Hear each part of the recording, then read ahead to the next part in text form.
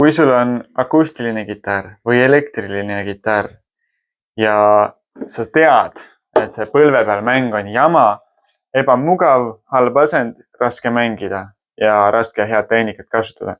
No mida siis teha?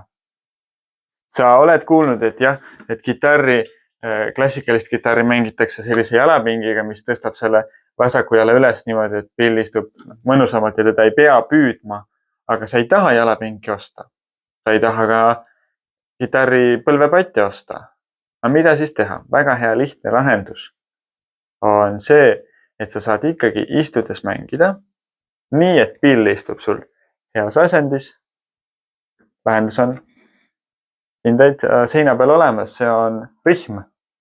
Mul hetkel muidugi ei ole akustiline kitarr käes, vaid selline Cutaway klassikaline kitarr, aga sellel on head nupukesed olemas minu näite jaoks. Ja rihmad. Tavaliselt see rihm ei ole eriti kallis asi, mis endale osta. Enamus akustilisi kitarre poest tuleb selle mummukesega siin. See on kindla peal olemas.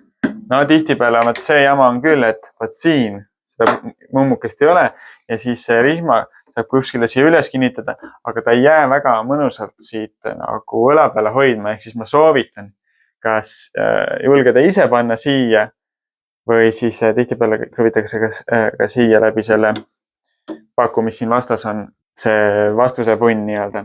Kui see sisu, mida sa siit saad, need harjutused, õpetused, kui need on kasulikud sulle, siis anna sellest märku sellega, et lisad videole meeldimise ja lisad ka Kitarrikodu kanali oma YouTube'i tellimustesse.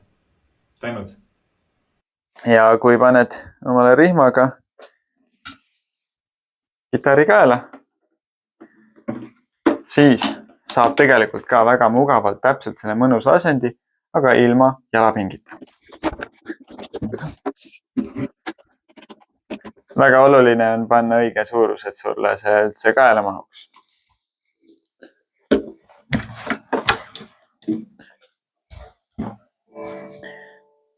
Ja nüüd mul ongi pill rihmaga kaelas. Ma saan toetada käsivõrra ikka heasse asendisse, küünanukk ei ole üle, eks ole. Toetame seda kitarri. Ja ma saan selle sarnase stabiilsuse selle klassikalise mänguasendiga. Pill on siin istudes siin nii-öelda kahe jala vahel, ta ei ole päris siin nii sees, nagu oleks jalapingiga või põlvepadjaga. Aga ta on ikkagi parasjagu mõnusalt keskel akustilise pilli juurest.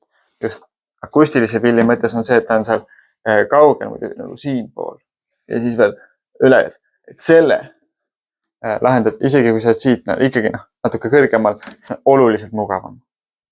Ja nüüd ongi sul see mõnus, mugav mänguasend olemas niimoodi, et sa ei pea pilli hoidma hullult kätega. Ja niimoodi harjutades on sul hea mugav olla, selg ei väsi nii hullult ära, selg ei ole küürus pilli otsas, vaid sa saad ikkagi sirge seljaga istuda. Ja siis võid ka vahepeal püsti harjutada.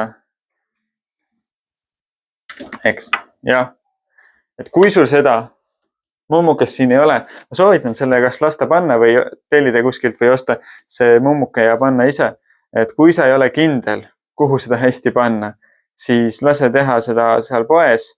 Tavaliselt kõik muusikapoed teevad selle koha peal ära ka. Ma ei usu, et see väga palju maksab. Aga mine tea, ma ei ole kunagi ise lasknud endal panna. Ja vähemalt ma ei ole kuulnud, et see oleks super kallis. Hästi. Head harjutamist ja näeme järgmises videos.